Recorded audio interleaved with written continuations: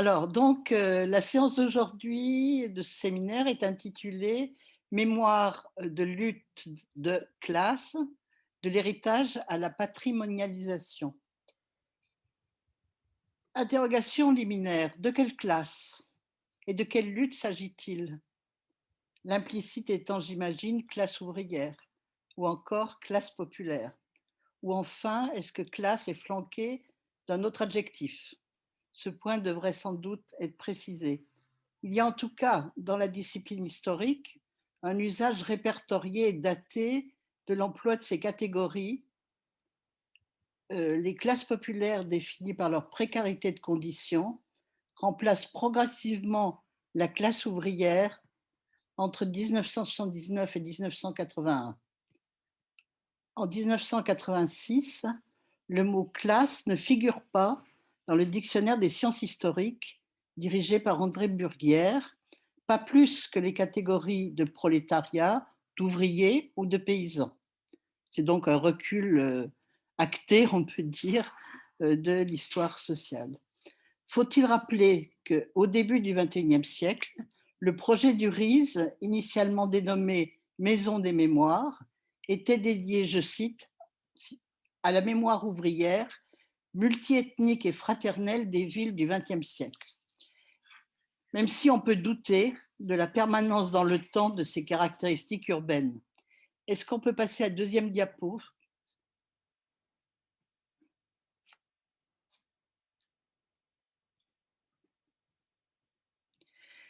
J'ai choisi ici d'évoquer diverses expériences donc de recueil des mémoires, qu'elles soient caractérisées d'ouvrières ou de populaires, en les situant dans la chronologie d'entretien, dont certains pourront paraître très anciens, mais c'est mon âge, mais que j'ai réalisé personnellement. Je n'ai pas voulu m'appuyer sur des entretiens que je n'avais pas moi-même faits. Pour réfléchir donc à ce processus de mémorialisation qui doit toujours être situé dans une temporalité et un contexte, en évoquant en particulier les liens entre mémoire individuelle et mémoire collective, pour scruter donc ces interactions entre passé et présent, présent enfin, de recueil de ces mémoires. Hérité de Maurice Alvax, le terme mémoire collective a été agrégé dans la Nouvelle Histoire au territoire de l'historien par Pierre Nora en 1978, mais il l'a disqualifié en 1984 dans l'introduction des lieux de mémoire en opposant mémoire à histoire. Je me situe ici dans une autre perspective, celle de l'historicisation des mémoires et du rôle qu'elles peuvent jouer dans la construction du récit historique. Nous avons avec Thomas Zanetti et Morane, je l'ai appris tout à l'heure, un terrain de recherche commun, celui du bassin stéphanois, même si nous nous situons dans une chronologie et des entreprises différentes. Pour ce qui me concerne, c'est Casino et la manufacture d'armes et cycles de Saint-Étienne, qui est devenue Manufrance. Donc, ce n'est pas la manufacture d'armes de Saint-Étienne, hein. Je le dis pour les gens qui ne connaissent pas spécifiquement. On peut éventuellement, à l'aide de ce point d'ancrage commun, discuter une seconde problématique évoquée par Annie Fourcault en 2002 dans la revue Le Mouvement social, celle du passage de la classe au territoire ou du social à l'urbain. Ça ne veut pas dire que je suis d'accord avec ça, mais enfin, je l'évoque. Donc, autre diapo. Donc, avant de partir pour Saint-Étienne, je souhaiterais venir dans un premier temps sur l'expérience d'une exposition évoquée dans la première séance de ce séminaire et présentée au RIS en 2009, Olivier de Serres, radiographie d'une cité ghetto. Le qualificatif cité de ghetto est entre guillemets parce qu'il s'agissait en fait d'une dénomination de la presse quotidienne régionale. Cette exposition, dont j'ai assumé le commissariat scientifique, répondait à l'une des préoccupations de la municipalité de Villeurbanne, présenter dans le cadre du RIS une histoire qui puisse devenir commune aux habitants de la ville à partir d'histoires et de mémoires individuelles, plurielles, voire antagoniques. Autre diapo. Les bâtiments de la cité Olivier de Serres, 6 barres de 8 étages, construites en 3 ans, de 1959 à 1962, donc très vite, peuplée en 1962 de rapatriés d'Algérie, vite remplacés par les immigrés du Maghreb, n'ont jamais été entretenus par le propriétaire. Les appartements sont surpeuplés. Les premiers incidents sont signalés au conseil municipal en septembre 1966. Les violences sont mises sur le compte des très nombreux enfants vivant souvent dehors et elles sont dénoncées avec le bruit et les odeurs dans des pétitions envoyées au maire, au préfet, au procureur, au président de la République. Une activité pétitionnaire qui cumule en 1975. Elle oppose les propriétaires des appartements et des pavillons plus aisés. On en voit on voit des maisons à l'arrière-plan là, euh, aux habitants de la cité. Conservées dans les archives, ces pétitions reflètent par leur vocabulaire, bien que cela ne soit pas notre propos aujourd'hui, la prégnance du passé colonial de la France, bien avant que le phénomène soit enregistré par les sociologues, les historiens et les médias. Dès 1974, le constat est fait d'un véritable apartheid scolaire et le groupe scolaire Jules Ferry, proche de la cité, est déserté par les élèves dits français, alors que les élèves dits maghrébins, dont la plupart sont de nationalité française, représentent 98% des inscrits de l'école.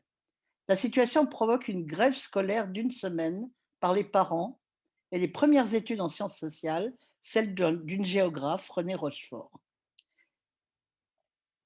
En 1975, les CRS occupent en permanence la cité et contrôlent les déplacements, comme on peut le voir sur la gauche. Un de mes premiers étonnements a consisté dans le nombre très important de personnes qui sont venues en 2009, 30 ans après le dynamitage d'une première barre en 1978, que l'on voit là sur la photo. Donc, très nombreuses personnes venues visiter l'exposition. Dès l'inauguration, une cinquantaine de personnes ayant habité la cité étaient présentes. Des pâtisseries avaient été préparées par une association de femmes algériennes et plusieurs ont dit retrouver ce jour-là l'ambiance de l'histoire de la cité perdue.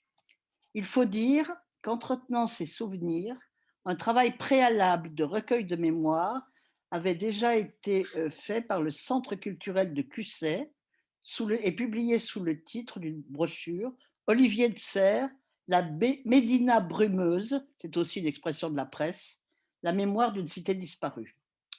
Lors d'une des visites de l'exposition du Haut-Riz, l'animatrice entendit dans un couple âgé, le mari dire à sa femme qu'il croyait avoir reconnu son écriture dans une des pétitions agrandies sur les murs de l'exposition. Oui, reconnut-elle en rougissant, tais-toi. L'animatrice nous a retransmis donc la scène et le dialogue. Elle a vu aussi d'autres personnes, les larmes aux yeux, montrant l'une des fenêtres en bois construites par le scénographe, comme si c'était la vraie fenêtre de leur ancienne demeure. L'exposition se terminait par une salle avec une série d'écrans qui diffusaient les images prêtées par l'INA sur la démolition des bars. On entendait le bruit sourd des explosions, on voyait une poussière blanche. L'impression était très forte. Il semble que l'exposition ait permis de faire ressurgir des émotions et des souvenirs. Elle a effectivement rempli le rôle visé par le RISE, faire se confronter des mémoires plurielles. Mon regret, après cette expérience très enrichissante, est de ne pas avoir analysé systématiquement les retours mémoriels qui étaient énoncés lors des visites ou sur le livre d'or de l'exposition. Je pense, et je soumets au débat du séminaire, puisque c'est ça le propre de séminaire, que si des mémoires individuelles différenciées se sont exprimées, sans être toutes systématiquement recueillies et répertoriées, l'exposition a proposé un récit historique appuyé sur des archives, scénographiées, mais n'a pas vraiment permis, même si des mémoires diverses ont été confrontées, de construire une histoire collective commune dans l'interaction entre histoire et mémoire.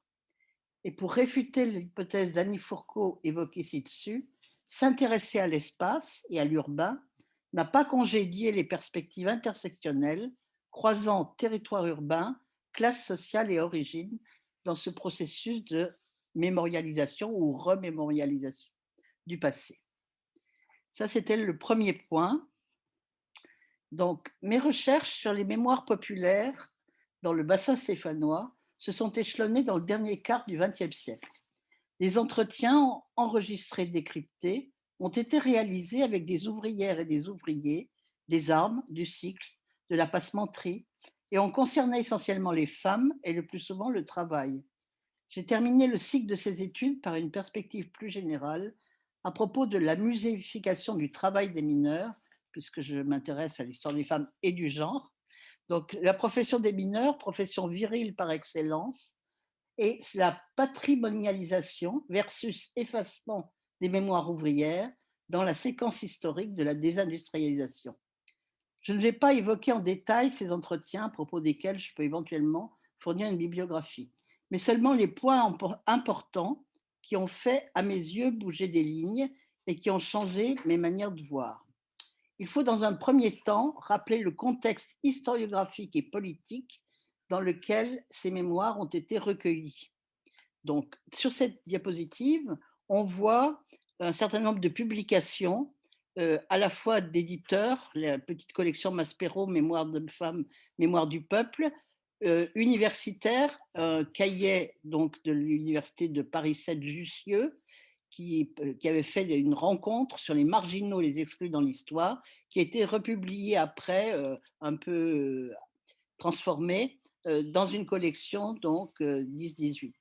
Alors, tout ça pour noter que l'histoire orale, dans ses premières moutures, veut donner la parole à celles et ceux pour lesquels l'histoire a fait silence jusqu'alors.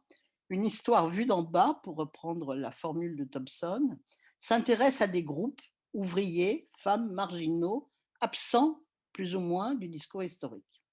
L'engouement pour ces mémoires du peuple a été de courte durée en France, du milieu des années 70 au milieu des années 80. L'institutionnalisation d'une journée du patrimoine en 1980 a modifié les perspectives. Après l'alternance de 81, pourtant, dans un rapport sur une nouvelle politique du patrimoine, un conseiller d'État, Max Kérien, chargé de mission auprès du ministre de la Culture, Jacques Lang, incluait un peu ironiquement, à côté du patrimoine industriel, artisanal, ethnologique, la mémoire ouvrière, qui était, selon lui, à cette date, à la mode. La mode n'a pas duré très longtemps. Elle a été délégitimée dans le monde académique, en particulier dans une publication de l'Institut d'histoire du temps présent, intitulée La bouche de la vérité. Même si en réalité, il y a contradiction entre une histoire du temps présent définie comme période où on peut trouver des témoins vivants et la limitation des sources orales aux seuls grands témoins.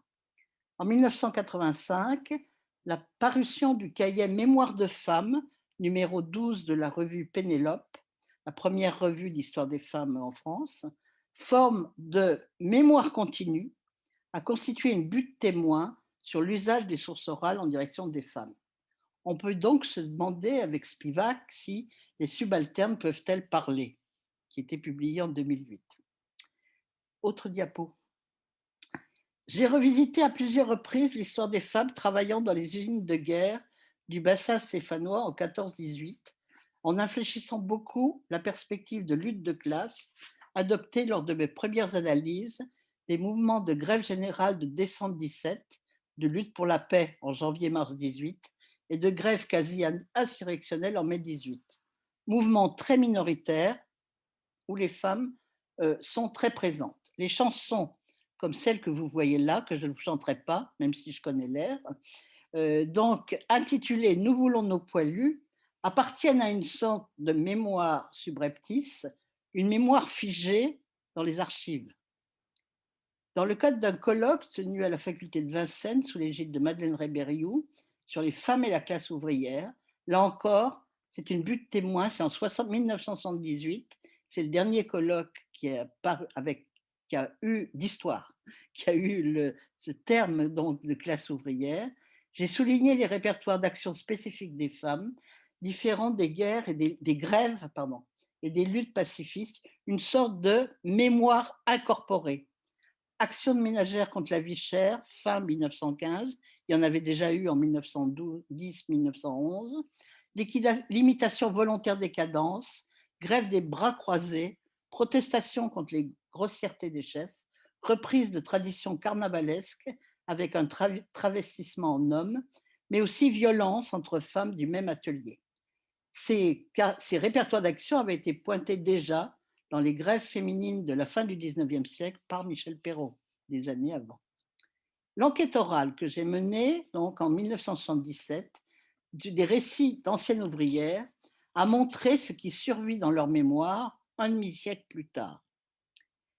Les femmes que j'ai rencontrées m'ont raconté avoir acheté un piano ou des bijoux en or pendant la guerre. Elles travaillaient dans les usines de guerre. Les célibataires, grâce aux salaires élevés des usines de guerre, en comparaison avec les salaires des femmes habituels dans la domesticité ou le textile, ont mieux vécu que les femmes mariées avec enfants, dont les époux et pères étaient au front et ont transformé leurs attitudes de consommatrices. Dans ce moment si particulier de la guerre, l'âge et le statut matrimonial des femmes différenciaient les expériences individuelles. Malgré mes questions et mon insistance, je voulais absolument leur faire parler des grèves que j'avais étudiées. Les anciennes ouvrières ne sont pas souvenues des grèves de 1917-1918, plus de 50 ans après. Ces mémoires de femmes âgées rejoignent de façon paradoxale, avec une interrogation pour moi que je n'ai pas résolue, les critiques faites en 1917-1918 aux ouvrières, taxées de profiteuses de guerre par l'opinion publique commune d'alors, parce qu'elles gagnaient trop d'argent et qu'elles s'occupaient de ce qu'elles ne devaient pas s'occuper. Elles ne devaient pas s'occuper. Autre diapo. Deuxième terrain stéphanois, les ouvrières du cycle. J'ai participé à un appel d'offres lancé par le Conseil du patrimoine ethnologique au ministère de la Culture en 1982, dans une équipe d'historiens et de géographes qui a étudié sous la direction d'André Van l'industrie du cycle à Saint-Étienne. Il faut préciser le contexte de recueil de ces mémoires. En 1983, Manufrance, ancienne manufacture des armes et cycles de Saint-Étienne, appelée aussi Chémimar à Saint-Étienne, semblait avoir échappé à la liquidation complète avec la constitution de la Société coopérative de production et de diffusion, créée en 1980, qui rassemblait près de 600 personnes en janvier 1983, quand commence notre enquête orale. La recherche, en collaboration avec Jean-Paul Burdi, a porté sur des mémoires ouvrières dans le cycle, et je me suis occupée particulièrement des femmes, et concernait les années 1930-1960, période de prospérité de l'industrie du cycle. Présentes dans des centaines de petits ateliers dans quelques manufactures, les ouvrières sont nombreuses dans les fabriques de pièces détachées, les ateliers d'usinage, de polissage, d'éclage. Ce sont des travaux au caractère essentiellement répétitif, toujours payés à la pièce. À la manufacture d'armes et de cycle de Saint-Étienne, les femmes qui sont présentes depuis longtemps, vous les voyez là sur cette carte postale de 1910. Donc, contrairement à une idée reçue, les femmes ne sont pas entrées dans la métallurgie pendant la guerre, elles y étaient avant. Je ferme la parenthèse. Et donc, ces femmes, elles passent de l'arme au cycle chez Mimar, elles passent à l'atelier aussi machine à coudre. Elles ont été avant couturières à domicile ou en atelier, tisseuses, ouvrières du cuir ou de la chimie, voire même dactylo. Dans les entretiens, les femmes valorisent leurs compétences féminines. Leur apprentissage a été bref, mais dit-elle, grâce à la capacité d'adaptation des femmes. Ainsi, Madame Nouvet, monteuse donc de roues, témoigne.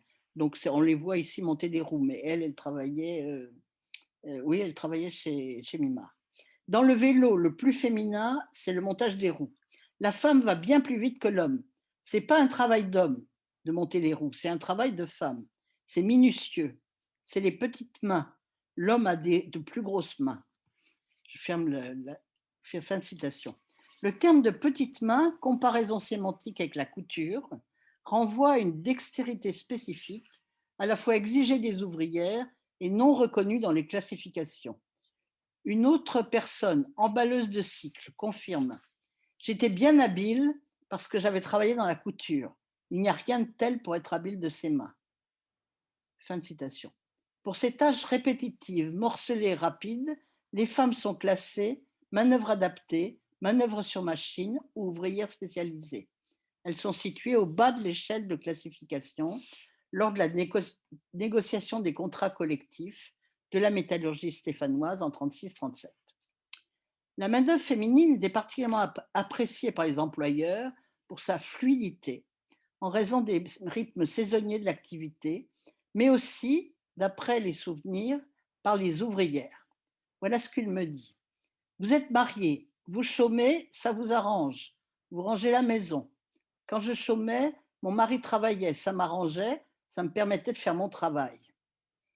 Madame Berne, plieuse de cadre en atelier, affirme ainsi dans ses propos le télescopage, y compris dans le vocabulaire, en temps de travail, en temps du travail en atelier et temps du travail domestique.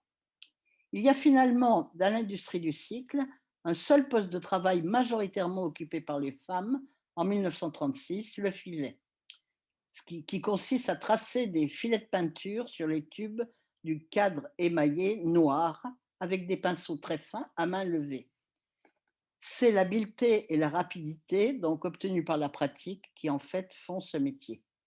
Les patrons, c'est un métier, un des seuls métiers du cycle permettait des salaires confortables dans les années 20 et début des années 30. L'embauche des fileuses s'est accompagnée, choisie par les patrons, qui ont recruté massivement des femmes au début des années 30. Elle s'est accompagnée d'une déqualification immédiate du métier et d'une baisse très importante du salaire à la pièce. Chez Mimar, les fileuses sont classées en 36 comme décoratrices de série, manœuvre ordinaire, avec le même salaire que les aides magasinières. Mais dans les entretiens, ce que ces anciennes ouvrières du filet mettent en avant, ce n'est pas ce process de déqualification qui a accompagné la féminisation de l'activité, c'est leur habileté qui les a conduites à remplacer les hommes. Leur mémoire est une permanente réinterprétation et réévaluation du passé à partir du présent. Je rappelle que ces mémoires ont été recueillies en 83 et le discours du travail n'est pas séparé du discours sur la famille, sur le rapport entre les sexes et sur leurs rôles sociaux, peut-être favorisé par la diffusion en rhizome des discours féministes à l'époque.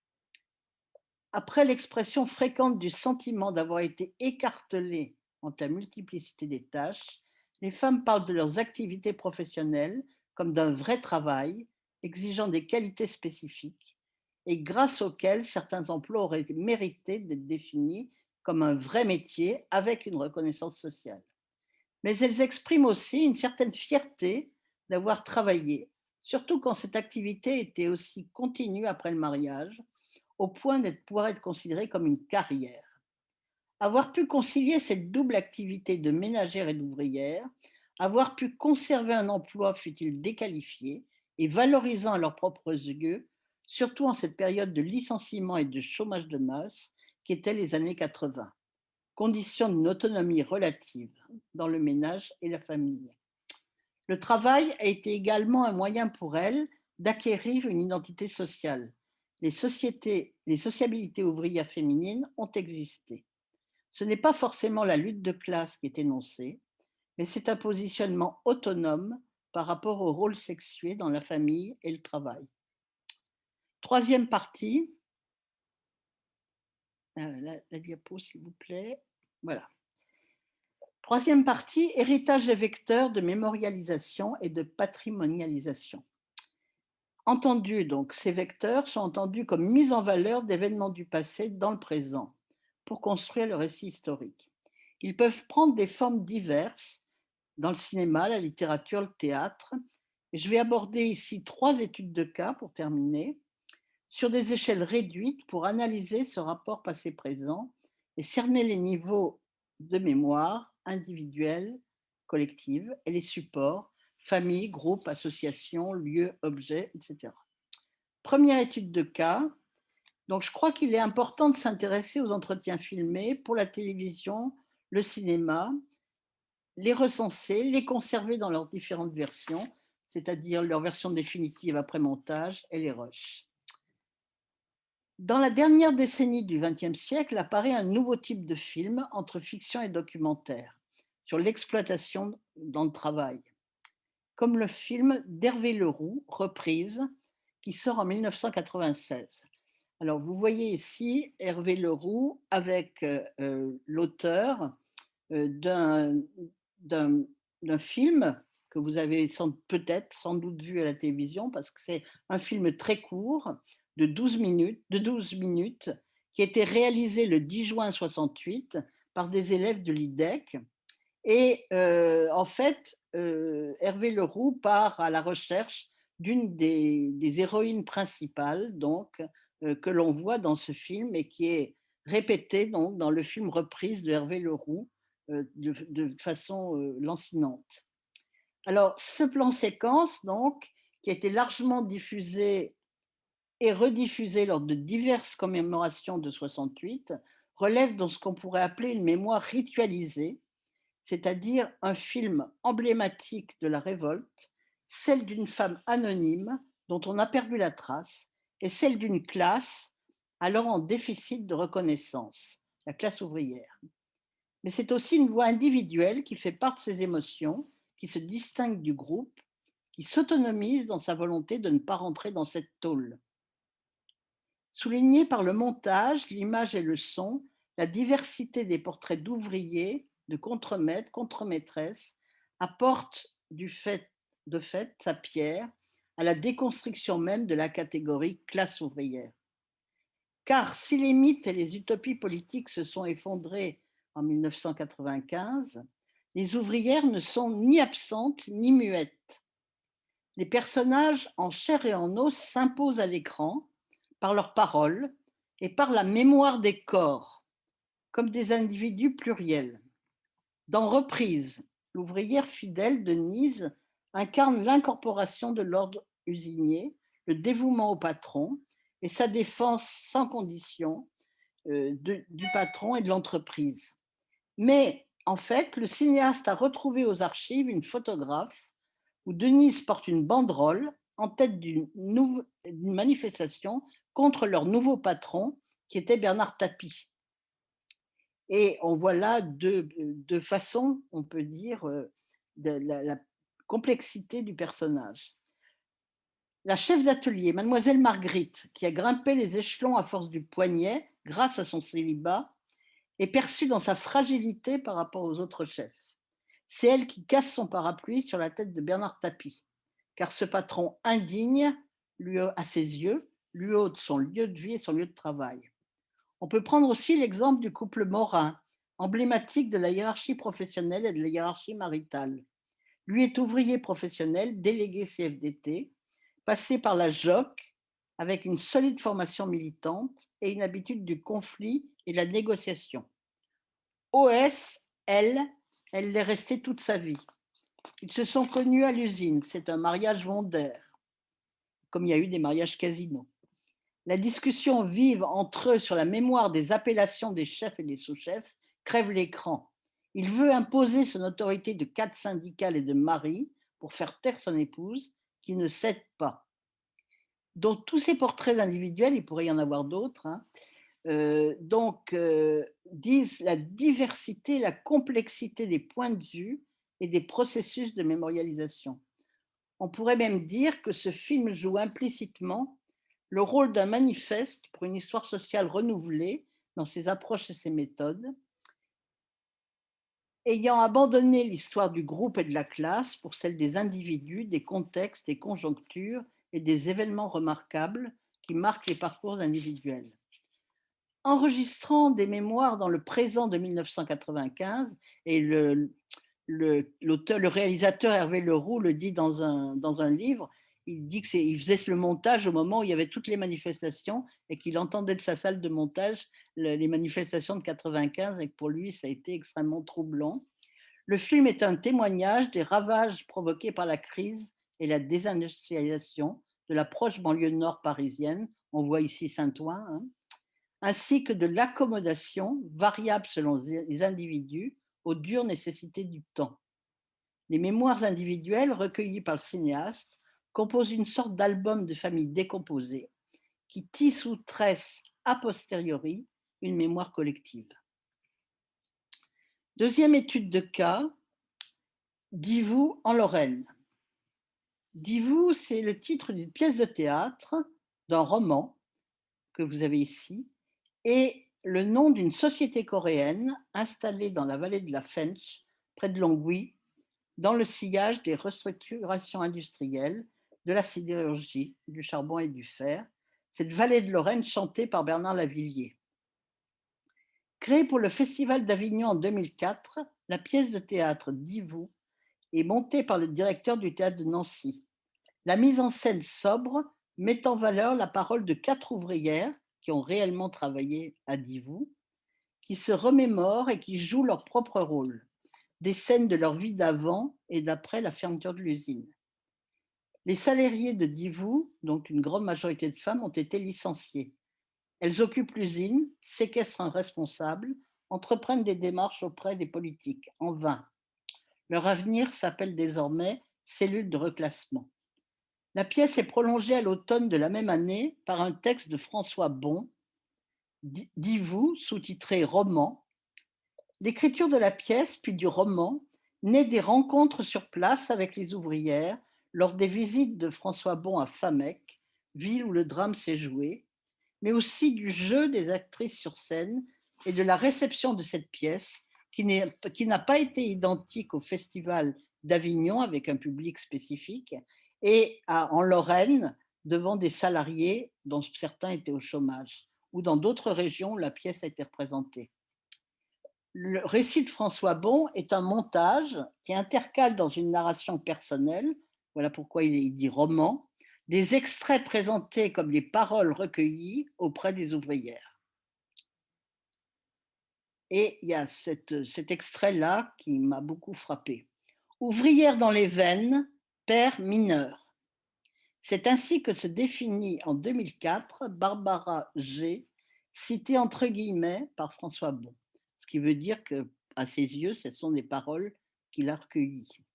Responsable syndicale de l'usine Lorraine de Divou, après son licenciement en 2002, en même temps que les 229 salariés de l'usine, Barbara G est une des rares à retrouver un emploi comme pontonnier à Solac.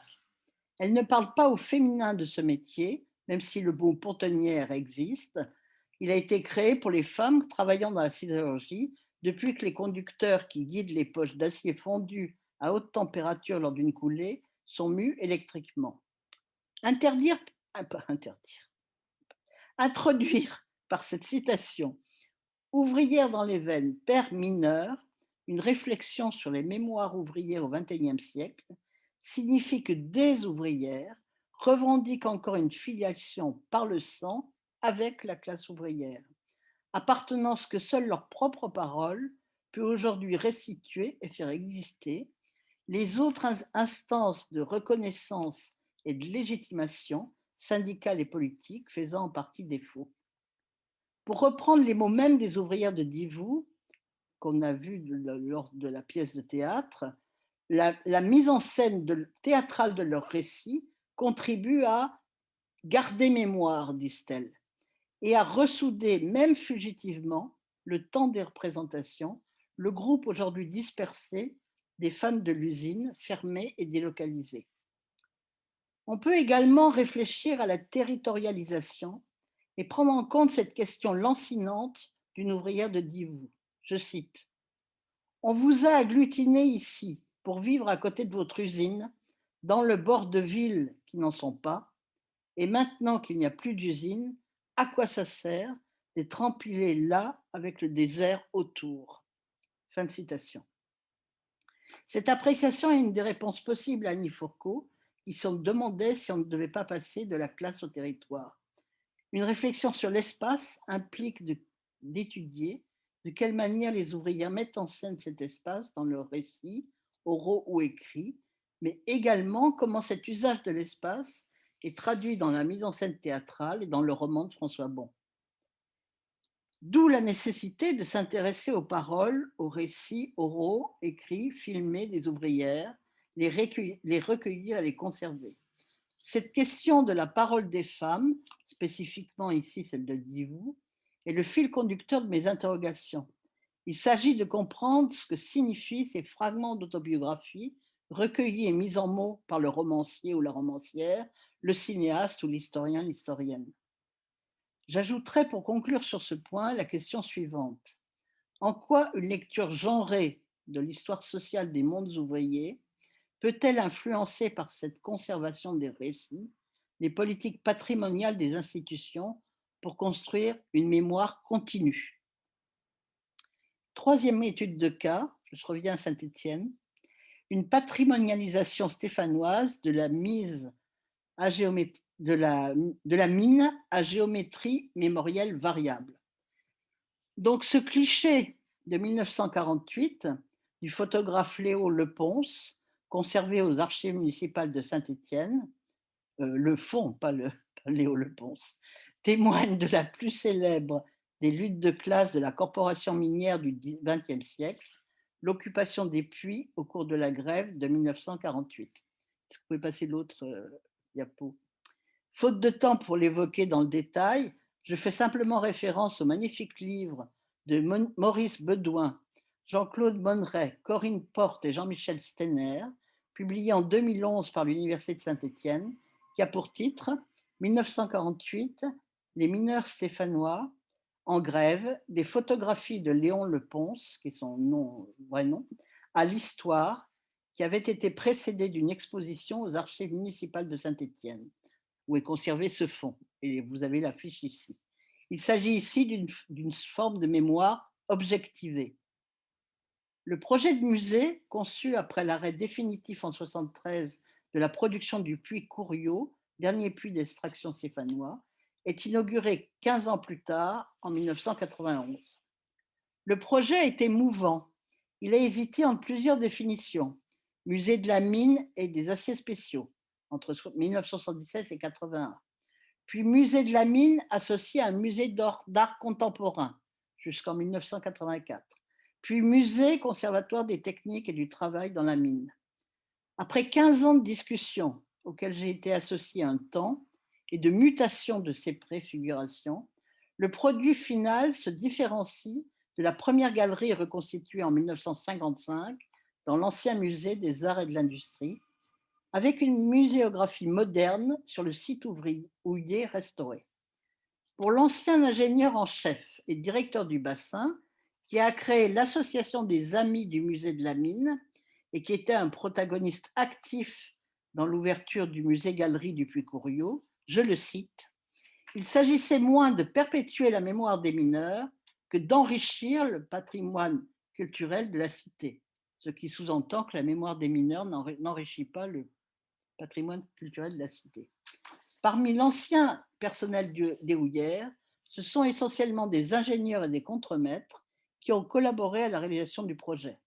Les mineurs, même représentés potentiellement et épisodiquement par leurs syndicats, n'ont pas eu de place ni leur mot à dire dans cette première patrimonialisation. Autre diapo. Le questionnement sur ce processus peut s'appliquer au sujet de la restauration de la salle qualifiée en 1991 emphatiquement de cathédrale industrielle, association qui donne au lieu une profondeur historique relevant d'une mémoire figée qui concerne les lieux de mémoire matériels et nommée en 91 la salle des pendus, salle dans laquelle les mineurs se changeaient avant de descendre au fond. Plusieurs anciens mineurs ont réfuté le terme employé en précisant que les mineurs stéphanois appelaient cette salle le vestiaire ou le lavabo, mais que jamais aucun d'eux, à la différence des mineurs du Nord, n'employait le terme de salle des pendus. Il y a donc contradiction entre le lieu de mémoire patrimonialisé et les mémoires des lieux exprimés par d'anciens mineurs ayant travaillé dans le puits, qui est devenu après restauration musée de la mine à Saint-Étienne. En 1991, le musée est un lieu de mémoire du travail dans les mines, centré sur les espaces et les techniques, et non sur les mineurs, comme le suggère la première brochure de présentation, réalisée à l'occasion de l'ouverture. On incite les visiteurs qui se coiffent symboliquement d'un casque à prendre la place des mineurs et accéder, tels des explorateurs, je cite, au mystère de ce monde souterrain. Le concept inlassablement répété est celui de visiteur-acteur, À Couriot, vous deviendrez mineur, précise le conservateur d'alors. Comme un fondu enchaîné, la patrimonialisation des lieux efface les traces des anciens ouvriers qui peuplaient les galeries souterraines. À noter que sur le site du parc musée, classé monument historique en 2011, le terme de salle des pendus n'apparaît plus, mais les mots de lavabo et de vestiaire, là, ils disent même le grand lavabo sur le site, euh, caractéristique donc du bassin houiller stéphanois. Il y a aussi une salle galerie consacrée à la figure du mineur avec le commentaire suivant. Salaire de misère, dureté des compagnies et le terrible grisou. Les mineurs et leurs familles en perdent presque leur humanité, même s'ils luttent pour un monde meilleur. Rappelez-vous le Germinal de Zola, 1885. Bon, ça, on peut revenir là-dessus. 60 années plus tard, le mineur est devenu le premier ouvrier de France et il est toujours aujourd'hui la grande figure du monde du travail, à la fois héros et victime. Aujourd'hui, la mine s'est refermée, le monde se transforme. C'est cette transformation progressive que raconte cette galerie, donc la figure du mineur. Fin de citation. Ainsi, la mémoire objectivée, ensemble des traces matérielles qui font perdurer l'expérience du monde perdu du travail dans les mines, a évolué après les interventions de ceux qui en ont été les véritables protagonistes, et il semble que la patrimonialisation institutionnelle ait enfin tenu compte de la mémoire incorporée, informée par l'expérience vécue et la mémoire des corps. J'ai presque terminé, je peux dire 2 mots de conclusion? Oui? Donc, pour conclure très rapidement, les travaux les plus récents qui renouvellent les études sur les processus de mémorialisation portent aujourd'hui sur les mémoires traumatiques, en particulier autour des attentats du 13 novembre 2015, et s'intéressent aux témoignages et aux récits historiques, aux souvenirs des rescapés, à l'espace d'un quartier autour du Bataclan et aux mémoriaux du 13 novembre. Ce sont les titres de plusieurs livres qui ont été publiés sur la question. Les études évoquées dans ma communication à ce séminaire autour des mémoires de lutte de classe ou pas, héritage et patrimonialisation, se sont intéressées à une historisation des mémoires et du rôle qu'elles peuvent jouer dans la construction du récit historique. À partir de différentes expériences de recueil de mémoire ouvrière étalées dans le temps, je me suis efforcée de scruter les différentes formes potentielles de mémoire des classes populaires dans des contextes et des espaces-temps très précis. J'ai distingué ainsi différentes formes de mémoire, entre mémoire individuelle et mémoire collective, mémoire ritualisée dans les commémorations, mémoire figée dans des lieux de mémoire matériels et non idéels. La mémoire objectivée fait perdurer l'expérience vécue à travers des traces matérielles diverses. La mémoire continue ou institutionnalisée s'appuie sur les organisations, les institutions et les textes. Enfin, j'ai constaté comment l'intervention des protagonistes pouvait faire évoluer les formes de patrimonialisation. Je vous remercie. Merci beaucoup, Michel. Merci pour cet exposé très stimulant. Morane, ah oui, on va arrêter.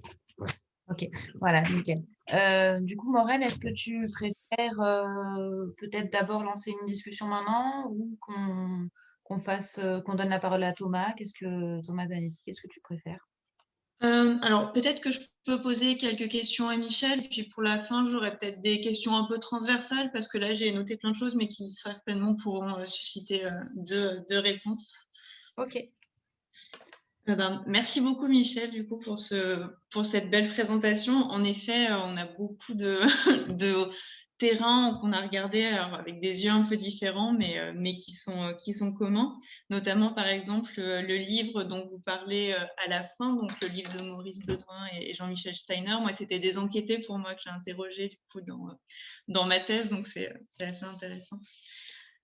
Alors, plusieurs... Vous lirez bien votre thèse. Comment ? Vous lirez bien votre thèse si vous avez un peu. Avec plaisir. Je vous l'enverrai avec plaisir. Merci. Alors, peut-être plusieurs questions. Donc, vous évoquez finalement derrière les travaux que vous avez menés, on voit finalement une histoire du regard historique, en fait, une histoire du regard mémoriel. On voit que les préoccupations mémorielles, elles ont bougé dans le temps. Par exemple, au niveau des mémoires ouvrières, on vous expliquait à quel point il y a eu un boom un peu de la fin des années 70 aux années 80. Et il y a quelque chose qui apparaissait assez peu dans votre présentation et je me demandais si c'était parce que ça vous intéressait pas forcément à l'époque. Mais en fait, moi, quand j'ai commencé ma thèse, justement, ce qui était un petit peu en vogue mémorielle, c'était les mémoires de l'immigration. On a un vrai boom à partir des années 2000. Et donc, je me demandais si dans vos différentes enquêtes, dans vos entretiens, cette variable immigrée, cette question voilà, des trajectoires migratoires, elle était apparue chez les ouvrières que vous avez rencontrées ou autres. Notamment à la fin, quand vous évoquez le musée de la mine. Moi, j'ai commencé mon terrain en 2012 et il y avait une exposition temporaire sur les mineurs maghrébins. Et donc, c'était une des premières fois en fait, qu'il y avait une exposition de ce type. Ce qui m'amène à une autre question, c'est-à-dire qu'on se questionne finalement sur la muséification, la patrimonialisation comme finalement manière de figer les vécus. Mais ce que j'ai pu observer par rapport aux mémoires populaires ou aux mémoires immigrées, c'est que très souvent, elles donnaient lieu à des projets ponctuels, à des initiatives finalement assez éphémères. Donc finalement, est-ce que derrière voilà, quelques musées, quelques lieux de mémoire, on a véritablement une inscription dans le temps en fait de ces mémoires-là. Par exemple, sur mon terrain à Saint-Étienne, j'ai participé à une marche d'une semaine sur la mémoire des luttes ouvrières et immigrées. Mais voilà, ça a donné lieu à une exposition ponctuelle. Idem sur Villeurbanne, donc il y a eu un documentaire sur la mémoire d'un bidonville algérien, le bidonville du Shahaba. Mais voilà, à chaque fois, c'est des choses finalement qui sont immatérielles, qui sont un petit peu éphémères. Donc, est-ce qu'on peut se poser cette question? Est-ce que les mémoires populaires, elles sont cantonnées à l'immatériel, à l'éphémère? Et après, ce sera une question peut-être un peu plus qui pourrait être transversale aussi, mais ça m'a fait, quand vous évoquiez la pièce Diwou et le roman, vous évoquiez le moment où, à un moment donné, c'est projeté devant un public d'ouvrières au chômage, il me semble. Et puis ensuite, ça a un supplément de distinction parce que c'est projeté à Avignon. Et C'est le donc, du coup, là, contraire. c'est un Ça autre a d'abord public. été projeté à Avignon. Ah, d'accord, pardon. Pardon. Mais du coup, ça ne change pas tellement la question. L'enjeu, Oui, c'était, est-ce que finalement, le fait que ces mémoires populaires-là, elles se retrouvent valorisées dans des institutions finalement plutôt culturelles, des festivals artistiques, etc., ça leur apporte une forme de légitimité culturelle, mais est-ce que du coup, on ne s'éloigne pas finalement du populaire? C'est-à-dire, est-ce que finalement, cette mise en mémoire des luttes sur le terrain culturel, dans des institutions, dans le monde un peu artistique, est-ce que ça les éloigne pas de l'espace concret des luttes au final? Mais ça sera sûrement une question pour laquelle Thomas aura aussi des éléments de réponse. je Voilà, je réponds m'arrête. tout de suite ou pas? Alors ça, c'est un peu aux organisateurs, je ne sais pas Oui, trop. Bon, oui, oui, ouais, on peut laisser. rapidement, hein. Voilà. Bien sûr, ouais. Oui, alors écoutez, non, je suis très, très concernée et j'ai fait sur d'autres terrains des recherches, enfin des entretiens sur les questions de l'immigration. D'accord. Je ne les ai pas évoqués ici parce que je ne peux pas tout évoquer, j'ai fait des choix. Et donc j'avais fait les choix de Saint-Étienne parce que c'était une discussion avec Thomas et ça m'intéressait de voir, voilà. Je pense aussi que ce que j'ai voulu faire, c'est que j'ai voulu uniquement m'appuyer sur des entretiens que j'avais faits personnellement. Ça, j'y tenais beaucoup, parce qu'on peut toujours travailler sur des entretiens faits par d'autres, mais je crois que ce n'est pas la même chose. Alors, qui sont bien antérieurs aux recherches que vous avez faites vous. Et je crois que là, il y a vraiment une question qui est...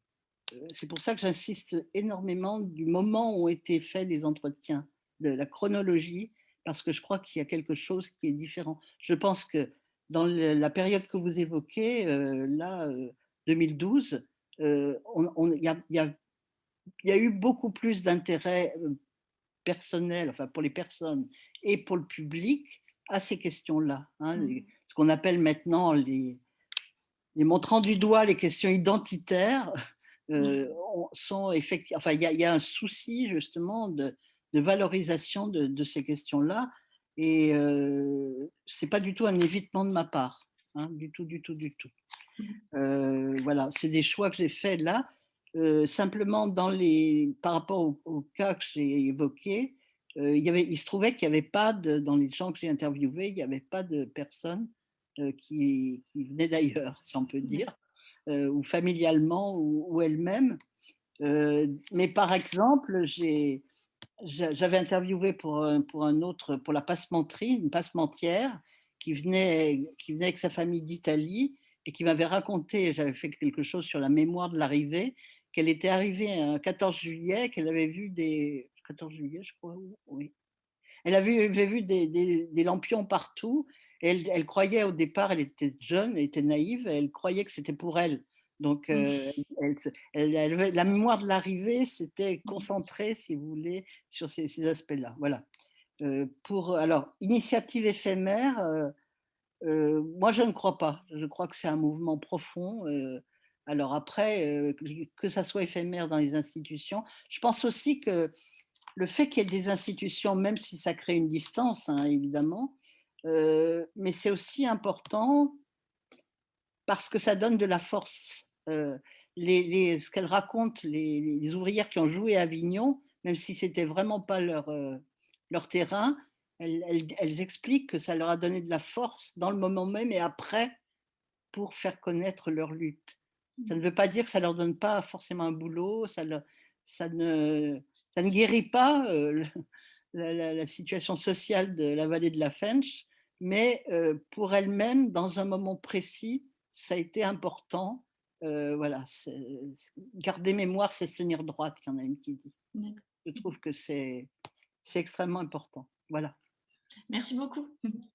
Et je serais très contente de lire vos écrits sur les mémoires de l'immigration. Ok, bah merci, merci à vous deux. Est-ce que Thomas, ça vous va d'enchaîner du coup? Super. Très bien. Je vais partager. Alors déjà, merci à Thibaut et Safia pour l'invitation et au RISE quand même si ça aurait été bien d'y être. Mais bon, on va espérer, comme disait Morane, on va être optimiste. On va espérer que ce soit bientôt possible. Donc moi, pour commencer, hein, je vais m'en tenir à quelques propos un peu généraux. Rappeler que la patrimonialisation, elle a souvent contribué à légitimer la domination des groupes sociaux les plus favorisés qui font un usage politique du passé. Et donc, historiquement, mais ça c'est évidemment quelque chose de très presque un lieu commun, hein, le patrimoine, les monuments sont associés aux puissants qui vont mobiliser ce passé pour légitimer leur domination, au contraire des catégories populaires. Donc il y a vraiment une hiérarchie mémorielle et cette hiérarchie, elle occulte le plus souvent les populations dominées. Alors on considère justement pour le côté justement entre histoire et géographie ou espace et parole que la mémoire collective des dominés, elle passe avant tout par le geste, notamment lié au travail, et aussi par la parole, et rarement par un ancrage matériel dans l'espace. C'est dû au fait que ces classes sociales dominées, alors là aussi, classe ouvrière, classe populaire, moi dans mes exemples, effectivement, on peut passer des fois un peu de l'un à l'autre suivant les cas. En tout cas, voilà, c'est des classes qui contrôlent le moins le devenir de leurs conditions spatiales d'existence. C'est peut-être quelque chose qui les permet de les rassembler. Donc leur mémoire, elle fait difficilement patrimoine et elle passe très peu par une institutionnalisation. Et quand il y a institutionnalisation, souvent il y a un peu dépossession de ça. Donc par exemple, l'effacement des traces du monde ouvrier, ça répond souvent à une volonté d'oubli des antagonismes sociaux de l'industrie. Et quand l'héritage industriel il est élevé au rang de patrimoine, eh ben, c'est plus souvent pour célébrer une mémoire du progrès technique triomphant de la machine et plutôt que les conditions d'exploitation des ouvriers. On voit ça dans de nombreux musées qui sont liés aux questions d'industrie. Donc la mémoire du travail, celle liée à l'identité sociale ouvrière, elle est très souvent évacuée et ça a pour conséquence de réduire les rapports sociaux à des symboles et d'altérer la lecture des hiérarchies sociales et des positions de domination. Donc généralement, on a des élites qui vont s'emparer de la mémoire populaire, souvent pour la marchandiser, pour la transformer en produit et pour la livrer à des classes sociales plus élevées. Pour les espaces hérités de l'industrie, cette mise un peu en spectacle ou en tourisme, elle correspond à une dernière confiscation de l'histoire et de la culture ouvrière ou populaire. Mais cette dimension spatiale des mémoires, elle peut aussi être un moyen de dénonciation, de lutte et de résistance face aux inégalités sociales pour s'approprier l'espace et aussi dans une perspective d'émancipation individuelle et collective. Donc la reconnaissance des populations qui sont en marge des récits historiques hégémoniques, elle va alors passer par des pratiques patrimoniales et mémorielles qu'on peut qualifier d'alternatives. Ça rappelle que la mémoire et le patrimoine, c'est des instruments de pouvoir sur et dans l'espace qui sont finalement souvent le plus utilisés par des dominants, mais qui sont aussi finalement à disposition des dominés. Et donc, c'est des objets assez intéressants pour analyser les conflits entre classes sociales. Donc, je vais aborder ça à travers trois situations qui renvoient à trois terrains de recherche dont certains datent un peu et aussi à trois différentes formes de conflits. La première, elle se cristallise autour de la définition de ce qui fait patrimoine. Et donc là, c'est le cas de Saint-Étienne, mon travail commence un peu à dater. La seconde, elle voit le patrimoine devenir le symbole d'une mémoire meurtrie et d'une lutte sociale et sanitaire. C'est à Givors. Et la troisième, elle illustre la mobilisation du patrimoine, presque on pourrait dire l'instrumentalisation du patrimoine et de la mémoire, dans le cadre d'opposition citoyenne de classe plutôt intermédiaire au changement urbain. Et ça, c'est à la Guillotière à Lyon. Alors, j'aurais pu rajouter une quatrième situation que j'ai enlevée finalement, c'est celle de Clermont et Michelin, que j'ai étudiée pas du tout dans ce cadre-là, mais où le patrimoine est très peu présent, enfin la mémoire ouvrière en tout cas est vraiment très peu présente. Et là, on est vraiment dans cette, si on visite le musée Michelin à Clermont, c'est vraiment la mémoire technique, c'est très à la fois dépolitisé, désocialisé, voire déterritorialisé. On est vraiment dans quelque chose de très, voilà, la mémoire technique un peu triomphante et les ouvriers sont très très peu présents, mais y compris à Clermont, il n'y a pas énormément d'initiatives justement de mémoire ou de patrimoine par le bas qui affleurent. Donc la première situation, hop, je change de diapo, c'est donc à Saint-Étienne. Je vais aller assez rapidement sur cette première situation, où donc moi j'avais travaillé sur l'implantation de la Cité du Design sur le site de l'ancienne manufacture d'armes de Saint-Étienne, donc là je vais l'appeler la MAS, ou la manufacture d'armes, qui a été voilà, un conflit assez important et qui a traduit un phénomène de sélection mémorielle dans le cadre d'une mise en patrimoine.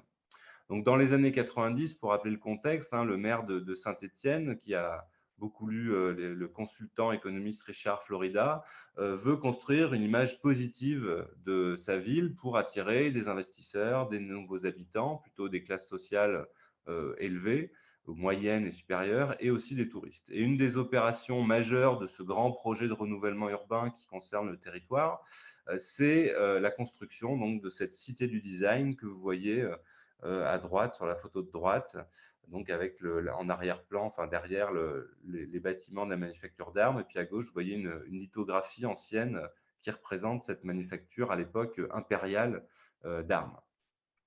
Donc, en choisissant ce site comme lieu d'implantation, l'objectif, c'est un peu presque de provoquer et d'avoir une signature architecturale et de créer un dialogue plus ou moins heureux, ça, chacun en jugera selon ses goûts, un dialogue entre une modernité architecturale, donc cette platine blanche un peu monolithique, et l'héritage industriel qui est contenu dans les bâtiments de la masse. Donc, ce bâtiment, il va être placé à l'entrée du site. Il doit symboliser à la fois le changement d'image de la ville pour les élus, sa transition vers une nouvelle phase de croissance économique, vers une nouvelle économie plus tertiaire, et une continuité aussi quand même historique de l'activité du design sur le même lieu. Donc les élus, les responsables de l'aménagement, en fait, ils vont mobiliser le passé du site selon les enjeux du présent. À l'époque, il y a une concurrence pour obtenir une cité du design. Il y a plusieurs projets de cité du design en France.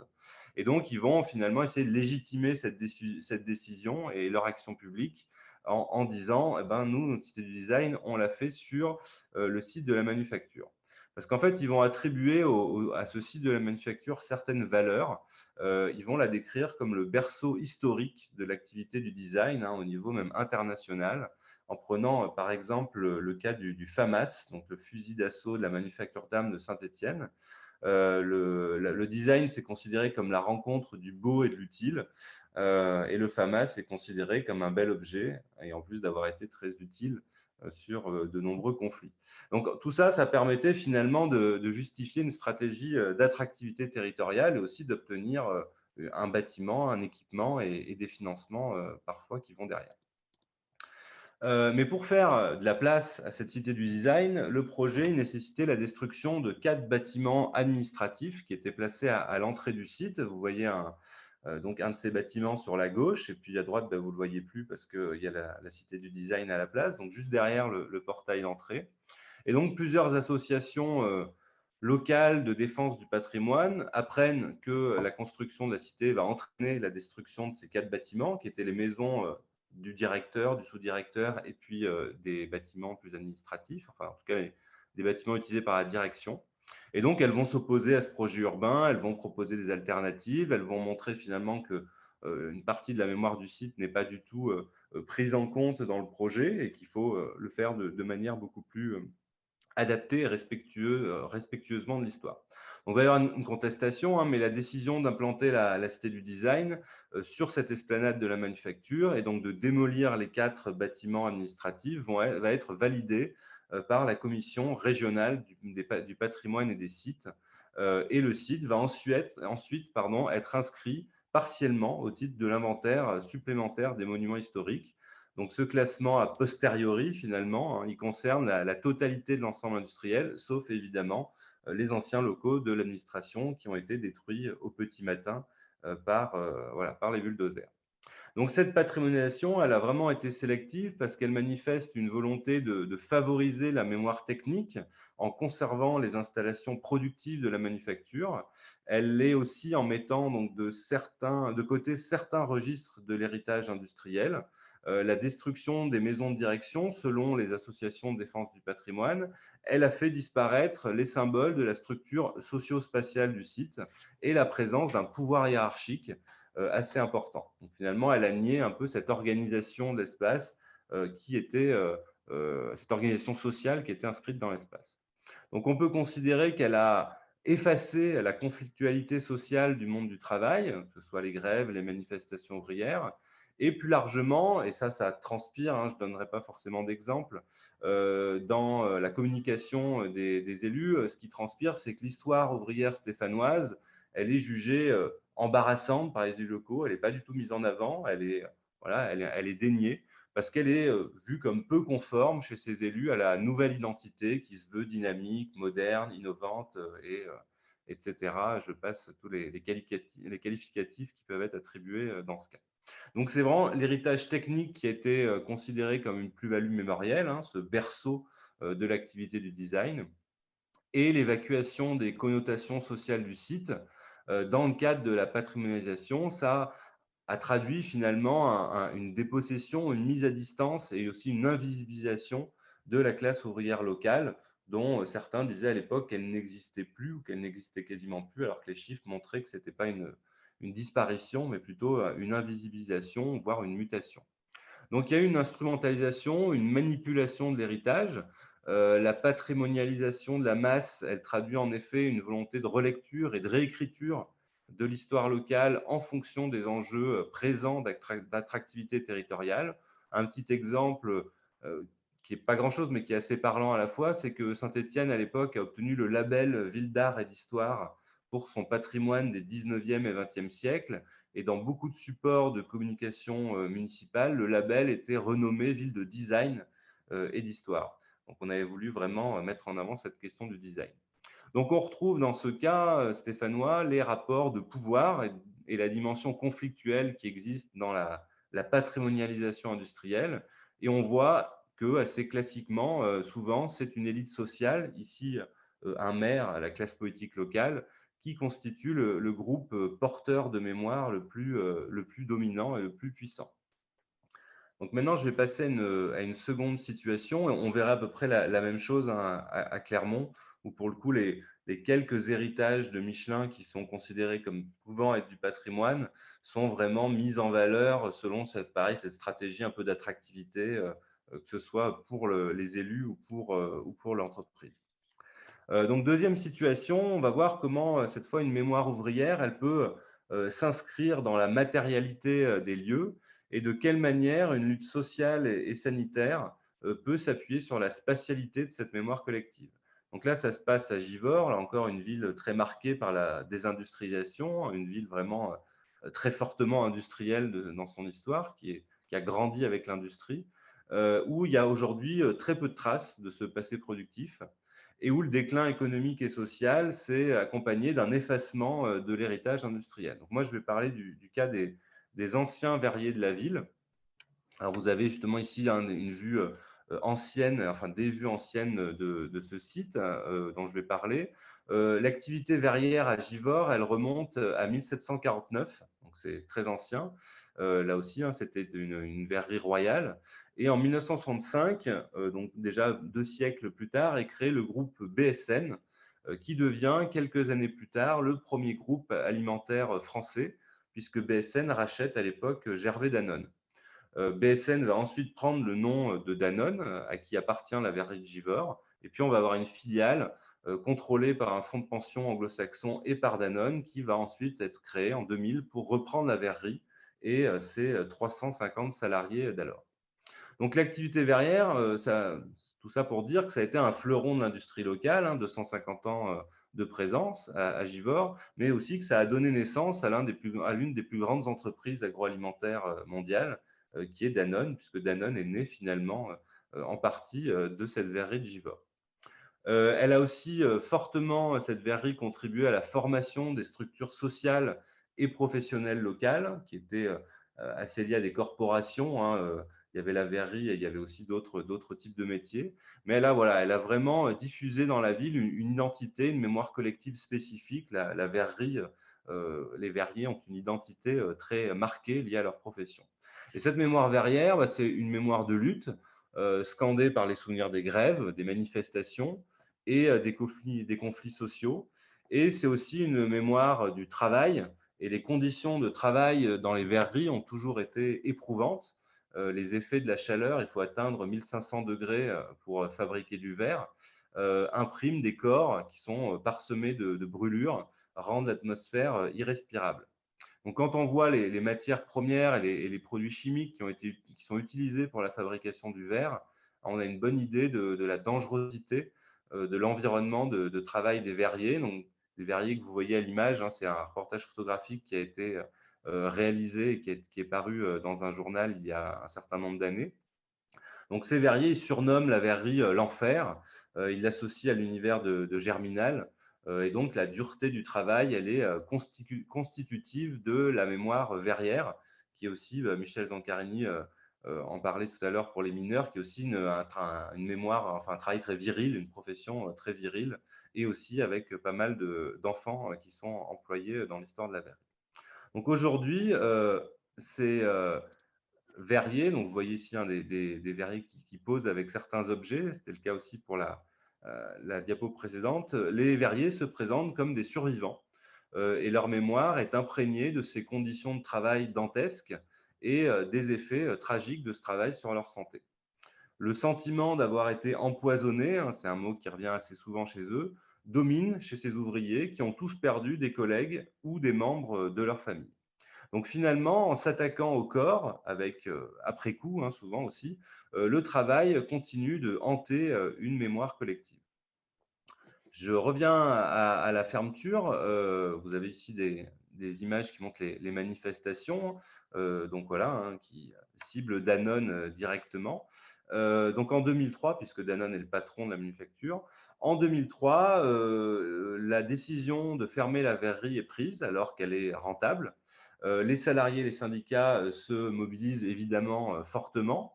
Et c'est d'abord finalement un discours, même une mémoire de la spoliation, de la confiscation d'outils de travail, de la destruction des facteurs de production qui émergent et qui nourrit cette lutte. Et plus que les autres bâtiments du site, c'est donc la cheminée du four 8 de la verrerie qui va incarner ce combat pour la préservation de l'emploi. Donc, vous la voyez sur la photo de droite, tout au fond de la photo. Donc voilà, c'est là où on va mettre des banderoles, elle va apparaître comme un élément un peu symbolique, et pourtant, les travailleurs, au cours de cette période, se focalisent sur la défense de l'emploi et n'expriment pas vraiment de sensibilité patrimoniale. Moi, j'ai rencontré ces verriers plutôt au début des années 2010, et un certain nombre de ces verriers, à l'époque, des anciens verriers, décrivent la cheminée encore comme une aberration, car elle représente la blessure engendrée par la perte de leur emploi, par la dépossession de leur utilité sociale. Donc, même au début des années 2010, un certain nombre encore ne sont pas pour conserver cet élément matériel, et en gros disent une cheminée qui ne fume pas, ça c'est inutile, et au contraire c'est douloureux à avoir. Donc dans le même temps, pareil, toujours au début des années 2000, dès après la fermeture, hein, finalement, la reconversion de la verrerie est évoquée, donc très vite après la fermeture, hein, c'est l'objectif du maire de l'époque. Et donc on a un premier projet de réindustrialisation, dont vous voyez un peu des détails sur les images, qui prévoit de créer 500 emplois. Mais qui est abandonné en fait aussi assez rapidement après la découverte d'une très forte pollution sur le site, en arsenic, en plomb, en hydrocarbures, etc. Donc la problématique environnementale, elle va en fait s'imposer aux possibilités de reconversion, et un nouveau projet va être conçu avec, là encore, un certain nombre un pôle automobile et un certain nombre de commerces. Donc l'objectif des élus, c'est vraiment de tourner la page très très vite, de remplacer les emplois industriels par des emplois plutôt tertiaires du commerce, et aussi de changer l'image de la ville. Là encore, un peu comme à Saint-Étienne, les élus veulent tirer un trait avec cette industrie qui finalement a décidé de s'en aller, un manque de maîtrise aussi pour regarder les choses, donc de tourner la page de l'industrie. La mutation de la verrerie, ça devient un peu le symbole de l'abandon de cette identité industrielle locale. Alors, l'enjeu patrimonial, qui n'est pas très présent dans le discours des ouvriers, des verriers à l'époque de la fermeture, il est aussi complètement nié du côté des élus locaux. Certains bâtiments devaient peut-être au départ être conservés, être réhabilités. Finalement, ils seront détruits au fur et à mesure de la reconversion, puisqu'ils ne présentent pas, pour les responsables du projet de reconversion, de potentiel de valorisation du site. Alors, la cheminée du four 8, à l'époque, elle est bien jugée atypique, notamment parce qu'elle a un château d'eau au milieu, dans le paysage givordin par la DRAC, mais elle n'entraîne pas de protection ou de classement. Enfin, voilà, elle n'est pas mise en valeur spécifiquement à l'époque. Donc, au départ, tout le site devait donc disparaître. C'est ce que montre un peu la photo de gauche, puisque beaucoup de choses ont disparu. Mais la cheminée, elle, finalement, elle va être conservée. Pas du tout pour préserver un héritage, mais parce que en fait, c'était beaucoup plus cher de la dépolluer et de la démolir que de la maintenir sur place. Donc, il fallait prendre la démolir brique par brique, les envoyer par bateau en Hollande, les faire dépolluer sur un site spécialisé. Donc, ça coûtait très, très cher. C'était compliqué.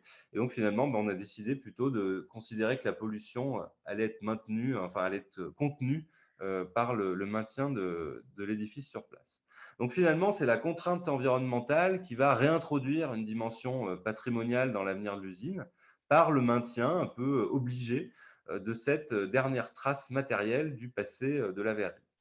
Et cette absence de patrimonialisation institutionnelle, elle va aussi permettre progressivement aux anciens verriers de s'approprier cet héritage et de s'en servir comme le support matériel pour exprimer une mémoire collective et aussi un combat sanitaire et social. Donc, pendant la lutte contre la fermeture, les salariés, en fait, ils vont obtenir un ancien local administratif qui est situé en face de la verrerie, avec vue sur la cheminée, pour accueillir l'association qu'ils créent à l'époque des anciens verriers de Givors. Donc, le but, au départ, c'était vraiment d'avoir un lieu pour se retrouver après la fermeture du site.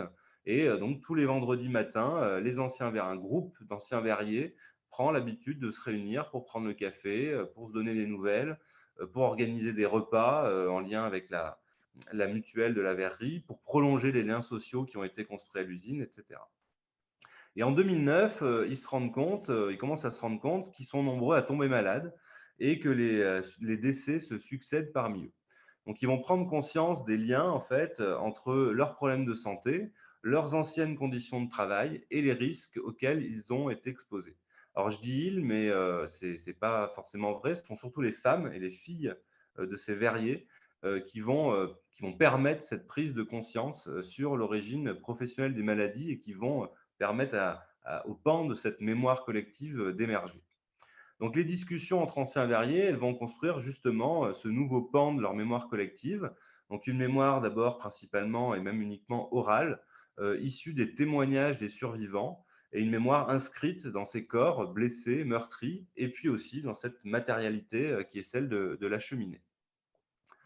La prise de conscience de leur état de santé, elle va ensuite engager les verriers dans un combat judiciaire pour la reconnaissance des maladies professionnelles, donc combat judiciaire qui est encore en cours, qui oppose depuis plusieurs années l'association au dernier propriétaire de la verrerie, qui est une grande multinationale, et combat judiciaire qui montre un peu une situation révoltante de déni de justice où les verriers n'arrivent pas à prouver, à faire reconnaître l'origine professionnelle de leur maladie face aux autorités de santé publique et à leurs anciens patrons qui font tout pour que cette origine professionnelle ne soit pas reconnue.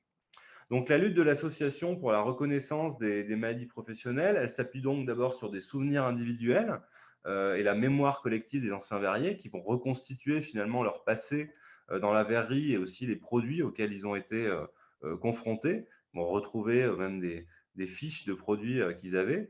Et à partir de cette libération de la parole, l'association, elle va réaliser des études épidémiologiques, des études de santé qui vont prouver objectivement que les verriers ont des taux de cancer et de décès 10 fois supérieurs à ceux constatés dans le monde du travail en général.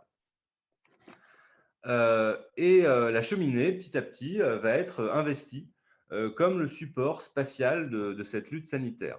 Donc là, je cite le coordinateur de l'association, donc j'ouvre les guillemets, qui nous dit la cheminée parle aux gens de la ville par rapport à l'histoire de l'activité verrière, à la fermeture du site, au combat pour le maintien de l'usine et pour la reconnaissance des maladies professionnelles. La cheminée est un point de résistance industrielle, culturelle et mémorielle. Donc au départ, cette cheminée, elle est conservée par défaut et l'édifice va devenir progressivement l'emblème du combat des verriers pour faire reconnaître l'origine professionnelle de leur maladie. Aujourd'hui, cette cheminée, elle matérialise une mémoire collective et la volonté de réparation des ouvriers face à un patronat qui leur a pris leur travail, leur santé et, pour certains, leur vie. Donc, c'est ce qu'exprime un peu la devise de l'Association des anciens verriers, après les luttes pour l'emploi, le combat pour la vie. Et donc, la conservation de la cheminée, elle va permettre aussi à cette mémoire collective de se transmettre dans la durée. La cheminée, elle inscrit dans l'espace une mémoire qui est liée au deuil des proches. Elle fait ressurgir un passé qui a longtemps été refoulé, celui de conditions de travail désastreuses. C'est en quelque sorte en fait un monument aux morts aujourd'hui. Et les anciens verriers ont obtenu de la municipalité qu'une plaque soit posée sur la cheminée pour célébrer leur mémoire, leur lutte pour la reconnaissance des maladies professionnelles et rappeler le sacrifice de leur santé. Donc la cérémonie d'inauguration, dont vous voyez des images à l'écran, qui était intitulée « Hommage aux verriers victimes de maladies professionnelles non reconnues », a réuni 200 personnes. Le dévoilement de la plaque commémorative a été suivi d'une minute de silence et d'un dépôt de fleurs, puis d'un appel aux victimes. 60 personnes sont énumérées, identifiées par leur prénom, leur âge de décès, leur poste de travail et les maladies qui les ont touchées.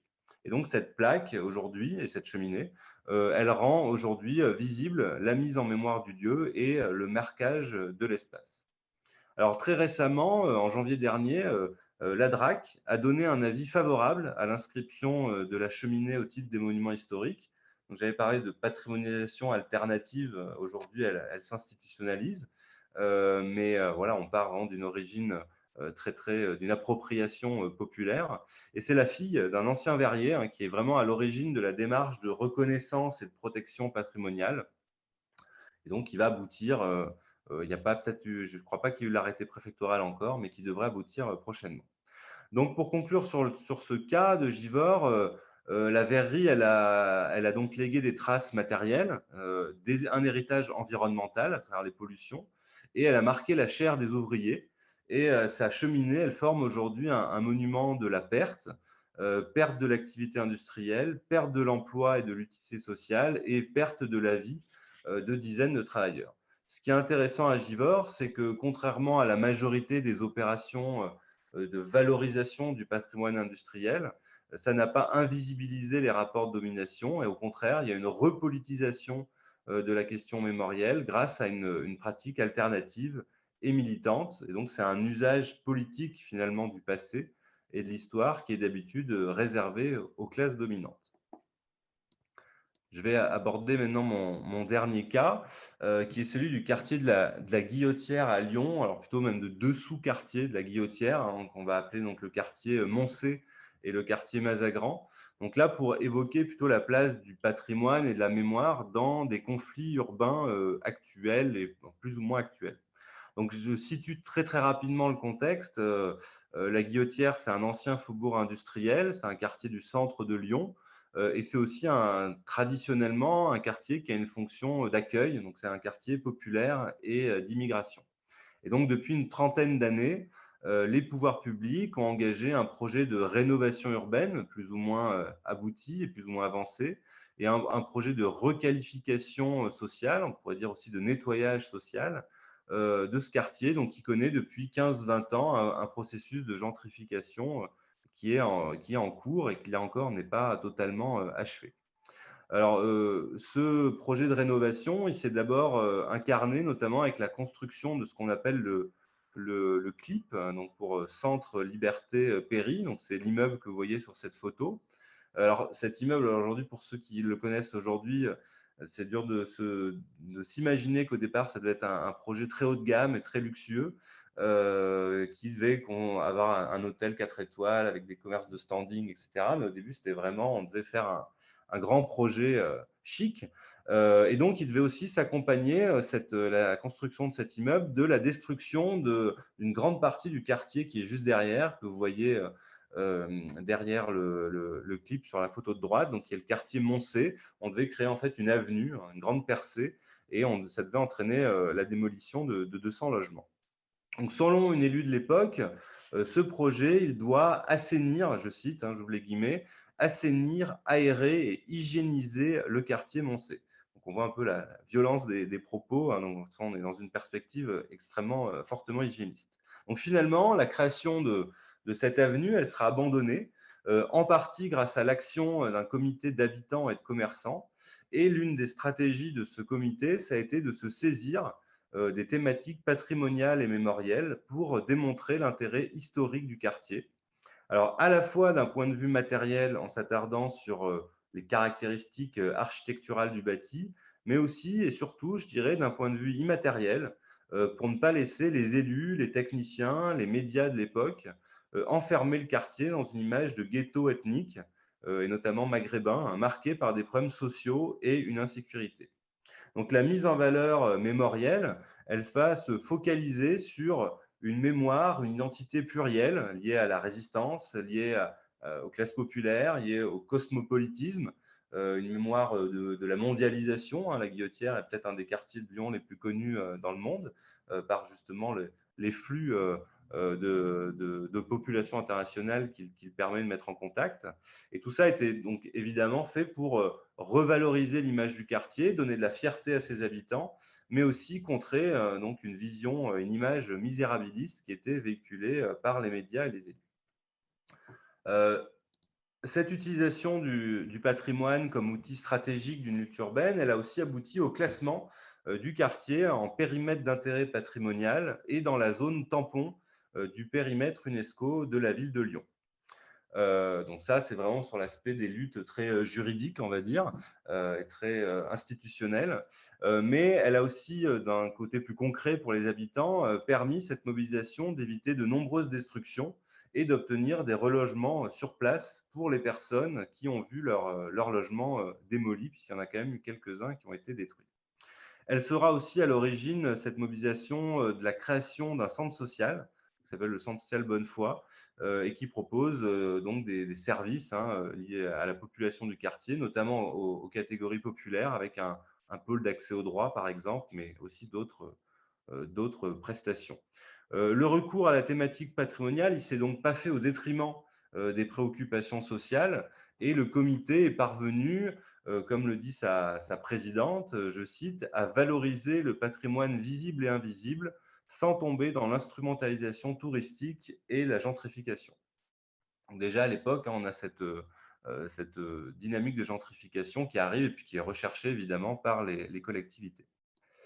En 2012, on a un autre collectif qui s'est créé dans ce quartier, qui s'est créé pour empêcher la destruction de 4 immeubles et 40 logements, donc qui sont situés rue Paul-Bert et rue Moncey, avec là encore des arguments patrimoniaux qui justifient le maintien des immeubles par leur qualité architecturale, par la nécessité de préserver le front bâti de la rue.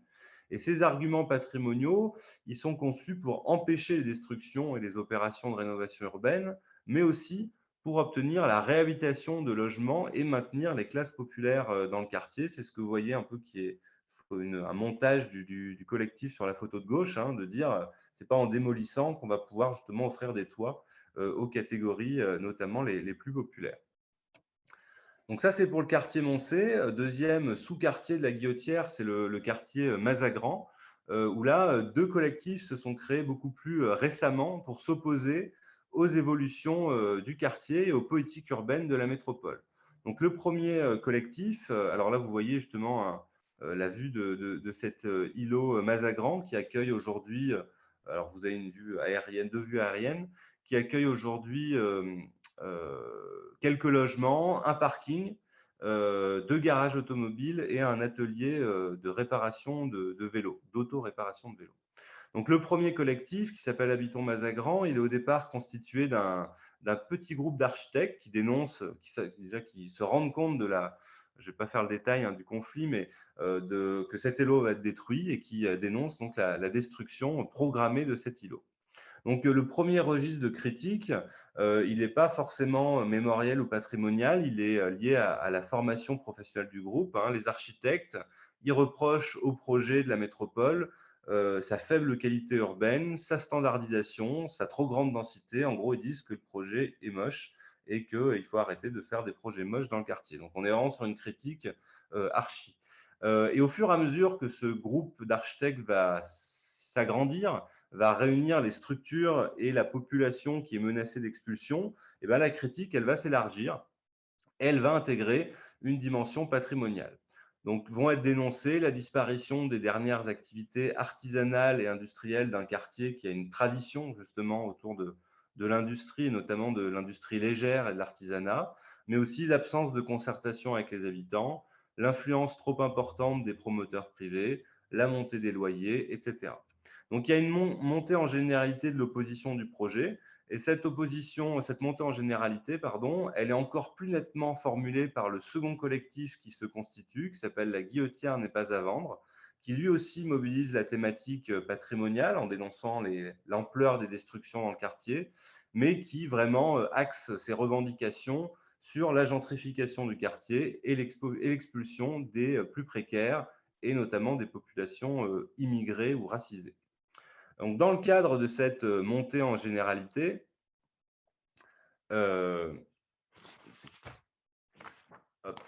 c'est pas cette diapo que je voulais montrer. Hop, je vais montrer celle-ci. Donc, dans le cadre de cette montée en généralité, le registre patrimonial est central.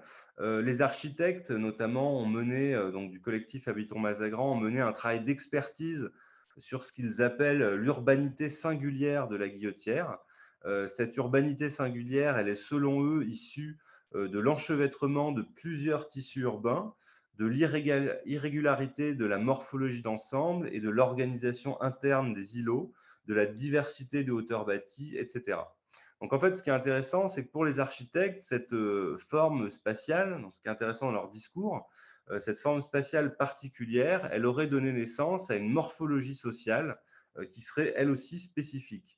Elle serait le support matériel d'un vivre ensemble caractéristique du quartier, d'une sorte de patrimoine social. Et donc, elle serait aujourd'hui en voie de disparition, puisque avec tous ces projets urbains qui détruiraient finalement les bâtiments bas, qui recomposeraient les îlots, qui enlèveraient les traces vières, on va dire, et une morphologie urbaine du quartier, eh ben, ça toucherait aussi finalement les relations sociales. Donc pour Habitons Mazagran, la destruction de l'îlot, elle est donc symptomatique de la perte de l'identité du quartier, de la disparition des témoignages de son passé industriel et artisanal, et du peu de considération des élites politiques et économiques pour l'existant, y compris pour les habitants qui habitent actuellement le quartier. Donc le registre patrimonial, il n'est pas seulement invoqué pour protester contre une transformation physique, il nourrit également une critique sociale et politique, puisque pour les collectifs, Habitons Mazagran comme Guillotière n'est pas à vendre, le quartier est vendu aux promoteurs par les pouvoirs publics, sans que les habitants n'aient leur mot à dire, et dans l'objectif de modifier la composition sociale de la Guillotière. Alors c'est d'autant plus marqué que juste à côté de l'îlot se trouve le seul monument historique du quartier de la Guillotière, qui est donc le garage Citroën. Et donc, voilà, ça permet de mettre en perspective la disparition du patrimoine ordinaire du quartier comme l'îlot, avec la réhabilitation récente de ce garage Citroën, donc, qui est jugé un peu emblématique de la privatisation, de la marchandisation du patrimoine, puisque le Citroën, qui est vraiment à côté de l'îlot, accueille aujourd'hui des bureaux, un groupement d'écoles de commerce privées, puis bientôt une grande brasserie branchée, évidemment, qui prendra place au rez-de-chaussée. Ça a été acheté par un promoteur lyonnais, ensuite ça a été revendu à un investisseur allemand. Enfin, vous voyez un peu la trajectoire que ça peut prendre. Et dans le même temps, les nombreux autres garages du quartier qui avaient émergé à l'époque, après la construction de celui-ci, ont été détruits pour faire place à des projets immobiliers ou alors transformés souvent en supermarchés par des enseignes de la grande distribution. Donc, a priori, on pourrait penser que lutter contre la gentrification en défendant le patrimoine est contradictoire. Il y a beaucoup de travaux qui ont montré comment la réhabilitation et la mise en valeur du patrimoine de quartiers populaires avaient favorisé l'arrivée de populations à plus haut revenu et comment ces populations, justement, elles, valorisaient le fait d'emménager et d'acheter, de devenir propriétaires dans un quartier patrimonialisé. Sauf qu'à la différence de la gentrification dans la plupart des centres anciens, par exemple le Marais à Paris, donc où on a une valorisation du bâti, du patrimoine bâti qui est faite, celle qui se déroule actuellement et depuis une vingtaine, trentaine d'années à Guillotière se fait par la destruction, puisqu'il n'y a aucun patrimoine qui est valorisé, à part l'exemple un peu exceptionnel du Citroën, aucun bâtiment n'est valorisé dans le cadre de la modernisation et de l'action publique urbaine. Donc, le recours à la valorisation du patrimoine, pour les collectifs, il doit permettre d'éviter une table rase qui renforce la gentrification, qui la permet par la démolition-reconstruction. Ces mouvements, et c'est pour ça que je parlais de différentes classes et de groupes sociaux intermédiaires, ces mouvements d'opposition, ils sont bien initiés par des classes moyennes, voire des classes supérieures, qui sont notamment très bien dotées en capitaux culturels et sociaux, et très bien formés, puisque en capital économique, c'est plus variable. Mais dans le cas de Moncé, il faut rappeler que la lutte, même si là aussi, elle a été initiée par, on va dire, une personne plutôt d'une classe moyenne ou supérieure, elle a progressivement intégré des catégories moins aisées, des populations immigrées, notamment les femmes d'origine maghrébine du quartier. Et c'est aussi un enjeu aujourd'hui pour les collectifs du quartier Mazagran. C'est quelque chose que les collectifs ont bien en tête, de parvenir à être le plus représentatif possible. Et c'est aussi finalement quelque chose qu'on voit à travers leur appropriation de l'îlot, considéré comme un patrimoine ordinaire qu'ils se proposent de défendre. En effet, deux bâtiments vacants de l'îlot ont été réquisitionnés par le collectif La Guillotière n'est pas à vendre, donc pour créer des squats et un centre social autogéré qui s'appelle l'espace communal de La Guillotière. Vous voyez ici à l'image. Donc cet espace communal de La Guillotière héberge des demandeurs d'asile, une trentaine aujourd'hui. Enfin, il y a en fait un premier bâtiment qui a été réquisitionné, puis depuis 2-3 mois, un second bâtiment qui a été réquisitionné juste à côté, et donc propose l'hébergement pour des demandeurs d'asile, mais aussi un ensemble d'activités culturelles, sportives, d'aide matérielle, de services sociaux, de permanence psychologique, de cours de français, de traduction, etc. Donc la réquisition de ce patrimoine, considéré comme patrimoine, et d'ailleurs que le projet d'aménagement a été gelé parce qu'il y a eu une reconnaissance finalement d'une qualité patrimoniale, offre aussi une possibilité d'organisation sociale et politique alternative et autonome. Donc à la Guillotière, cette patrimonialisation alternative, elle s'effectue donc par une occupation du patrimoine et par une volonté d'ouverture à l'ensemble de la population, prioritairement aux personnes en situation de précarité. Les collectifs s'opposent à la destruction d'un patrimoine par un promoteur privé et par la puissance publique pour finalement le mettre au service des habitants en y installant des services collectifs et en y maintenant aussi des activités qui sont menacées d'expulsion.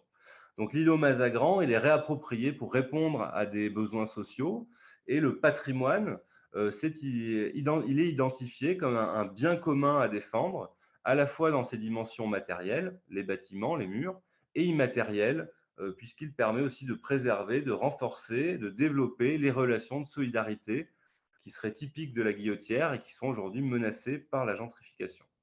Donc son appropriation, elle se prolonge par une ouverture et par une sorte de redistribution patrimoniale qui s'incarne donc dans une volonté de démocratisation de l'action publique, surtout portée par le collectif Habitons Mazagran, qui demande une co-construction des projets urbains, ou dans une perspective plus radicale d'autogestion qui est portée par l'espace communal de la Guillotière.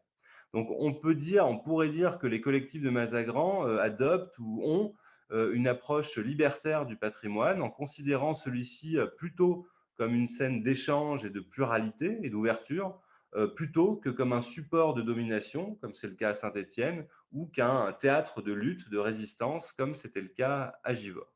Donc on a, et je conclurai juste comme ça, trois situations en fait où le patrimoine et la mémoire sont saisis par différents groupes sociaux, selon trois modalités. D'abord, la domination et l'instrumentalisation au service de l'attractivité. Ensuite, la résistance, en lien avec une lutte sociale et sanitaire. Et enfin, la redistribution, avec l'appropriation à visée d'émancipation collective. Et je m'arrête là.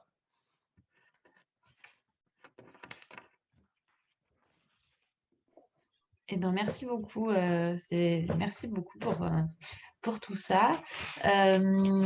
Et ben, peut-être Maurane, si tu as aussi des questions spécifiques et, pour Thomas, ou est-ce que tu veux initier la discussion transversale? Je te laisse voir, puis après on ouvrira aussi à celles et ceux qui veulent réagir sur les deux présentations. Oui, bah, on peut faire comme ça. J'ai peut-être deux petites questions spécifiques pour Thomas et puis après une question un peu plus large, mais du coup, voilà, qui peut appliquer plusieurs prises de parole. Alors, du coup, bah, merci beaucoup Thomas pour cette présentation. Alors, plusieurs questions finalement. Alors, ça va surtout être vrai pour le cas de Saint-Étienne et puis le cas de la Guillotière. Finalement, est-ce qu'on pourrait dire que cette mise en mémoire du populaire, c'est un nouvel enjeu symbolique en fait dans les luttes autour du phénomène de gentrification, c'est-à-dire ben voilà, peut-être initié par les pouvoirs publics du côté de Saint-Étienne et puis un éventuel enjeu de lutte par les gentrifieurs peut-être à Lyon. En tout cas, voilà, est-ce qu'on pourrait le déporter sur ces luttes-là contemporaines, si on veut rapprocher un peu la thématique du séminaire. Et ce à quoi j'ai pensé surtout en entendant ce qui s'est joué autour des anciens verriers à Givors, c'est finalement, alors ça va être un peu provocateur, mais est-ce que la préoccupation mémorielle, c'est pas une préoccupation de chercheurs finalement? C'est-à-dire au vu de la sociologie des appropriations qui se dessine dans votre intervention, est-ce que finalement il n'y a pas, pour utiliser les termes de Sarah Gainsburger, autre chose que le passé qui se joue? Et est-ce que finalement, cette mémorialisation, c'est pas juste une opportunité de prise de parole sur complètement autre chose ou pour des groupes à qui on ne la donne pas forcément d'habitude? Voilà peut-être pour ces deux questions. Est-ce que je pose ma question un peu plus transversale maintenant ou ça peut être fait pour permettre aux gens de réfléchir? Oui, sinon peut-être Thomas Ouais. répond et Ok. ensuite, Avant ouais. que j'oublie. Non, mais pour la deuxième question, oui, c'est, je pense, enfin, dans mon cas, c'est effectivement un peu une préoccupation de chercher, en tout cas l'objet cheminé, effectivement, peut-être, mais moi, je me suis vraiment aperçu qu'il y avait eu chez les Verriers une requalification de ce bâtiment et qu'effectivement, dans leur discours, il y a vraiment une évolution. Voilà, avec d'abord, on veut plus voir ça, c'est fermé, elle fume plus, etc. Et que petit à petit, elle avait été requalifiée et instrumentalisée aussi d'une certaine manière. Enfin voilà, elle permettait aussi quelque chose. Et là encore, le rôle des. Alors, j'ai pas mis un extrait d'un reportage qui était passé sur les verriers hein, dans un documentaire national sur France 2. J'avais mis enfin, voilà, un extrait. Et là encore, c'est les femmes et les filles, enfin notamment une femme et une fille de l'ancien président de l'association des verriers, qui sont plus que les verriers eux-mêmes attachés à ce maintien de la cheminée, en tout cas en faire un symbole d'une lutte. Donc là aussi, c'est intéressant. Il y a une distance au travail qui n'est pas la même. Euh, donc voilà, il y a quelque chose qui se fait dans la préconisation, la mise en mémoire du site, qui est plus au départ à la fois des femmes, des filles et du coordinateur de l'association qui n'est pas un verrier actuel, qui est quelqu'un qui est un peu de tous les combats, on va dire, syndicaux de Givors et de la région, mais qui n'est pas un verrier. Donc là, effectivement, il y a une prise de distance, un peu comme les chercheurs finalement, que ce soit les femmes ou les filles des verriers et le coordinateur qui n'en est pas un. Donc, je ne sais pas si c'est deux chercheurs, mais en tout cas, effectivement, il y a une distance qu'il faut avoir à un moment donné.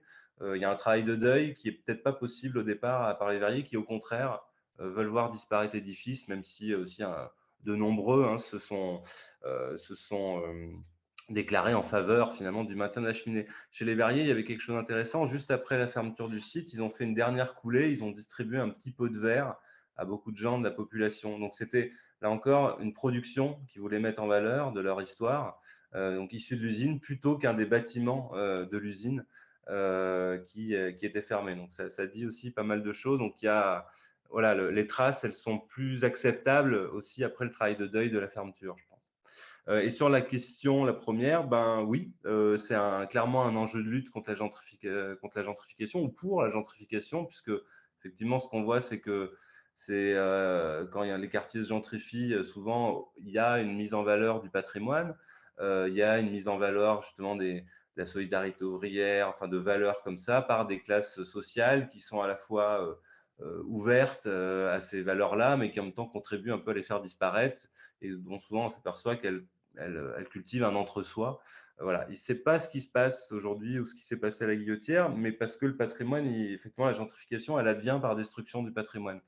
Justement, particulièrement, c'est parce qu'on détruit des anciens îlots pour construire des résidences denses, chères et un peu standardisées, qu'on peut finalement permettre à des habitants qui ont plus de moyens de venir habiter le quartier, en tout cas qui sont de plus en plus nombreux.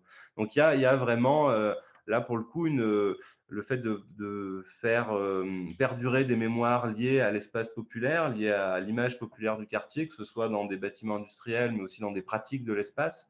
Je pense plutôt là aux pratiques qui tiennent de l'économie informelle, qui ont lieu dans le quartier, des résistances, voilà, il y a eu des travaux sur le fait de résister à la gentrification juste en étant là, en habitant, en passant dans le quartier. Ben, voilà, donc là, effectivement, je pense que oui, c'est un vrai enjeu de lutte, à la fois contre et aussi pour imposer la gentrification, comme on l'a vu à Saint-Étienne, suivant qui porte ces mémoires-là.